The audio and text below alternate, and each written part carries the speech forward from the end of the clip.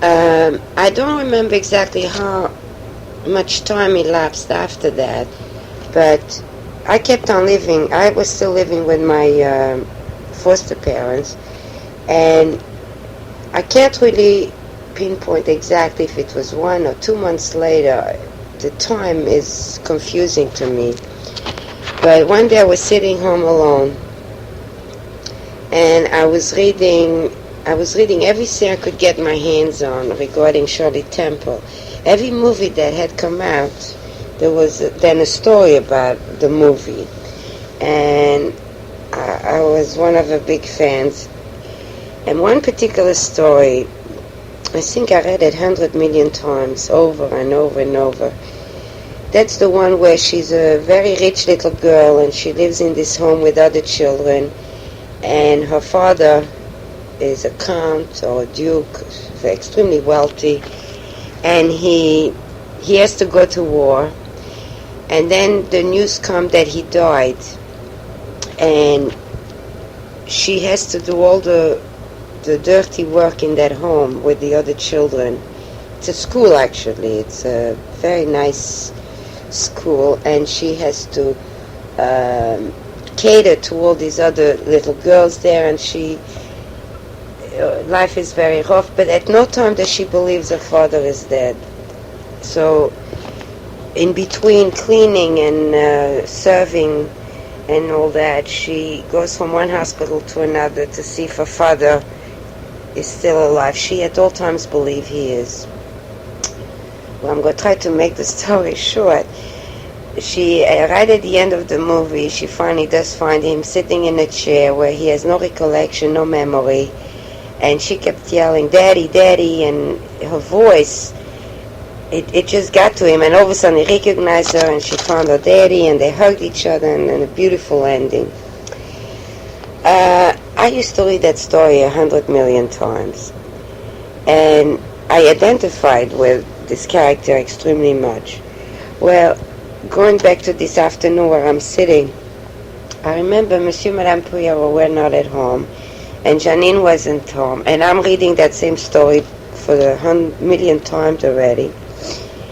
And all of a sudden the doorbell rings, and I reluctantly put the book away, even though I knew every word by heart already. I put the book away, I opened the door, and there's a man standing outside, dressed in the uniform that all the Jews in concentration camps wore.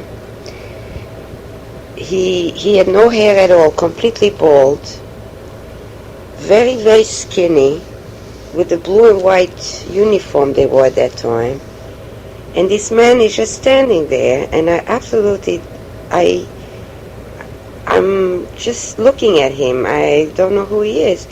And all of a sudden he smiles. And anyway, that was my father who had come back. I can't describe the next few minutes. Between reading that book for I don't know how many times already, and him standing there, I just don't find the words. As it is, I'm not articulate. I just cannot describe all the emotions that went through. I sat on his lap. I brought him in the house first, of course. I sat on his lap, and I remember asking him, why isn't he wearing a regular suit? Why is he wearing that uniform? Because when the Americans or some of the Russians went into the concentration camps, they helped the Jews. They fed them, they gave them clothing, they helped them to find families. It was a slow process, but they did do all that. And I remember asking him what happened to him. I mean, did he just come straight from the concentration camp? That he was still dressed like that, and skinny looking and haggard looking, and oh my God, what a sight he was. What a sight.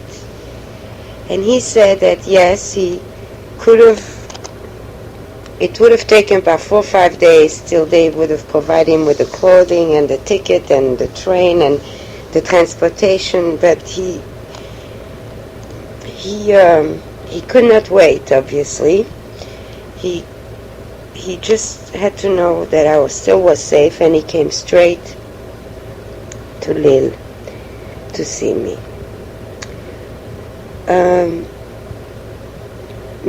He stayed on for about a week with us, and Monsieur Perrault gave him some clothing that he had borrowed from someone else because my father was too tall. And in the meantime, my mother was contacted, and she came, and that moment, the three of us, for the first time in God knows how long, the three of us were together, and they were divorced, of course, but she helped him.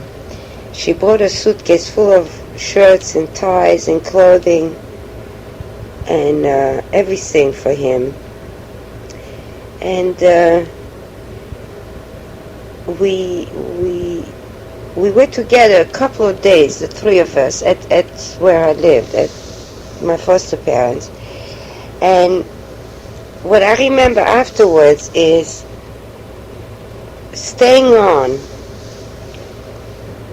with my foster parents a while longer. I would say about 6 months longer, until I was about 12, because I remember that at 12, that's when I had to go back to Belgium and go back to my mother, and I will get to that very shortly. I just want to say that she did help my father.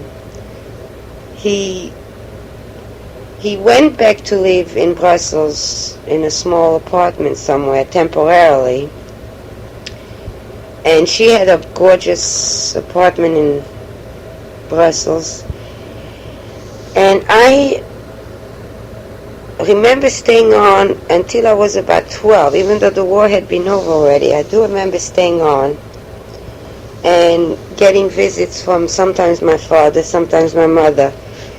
I wasn't aware that either one at any of those times could have really taken me out of there, since there wasn't any war anymore. But from what I heard afterwards, it took a while for my father to settle down.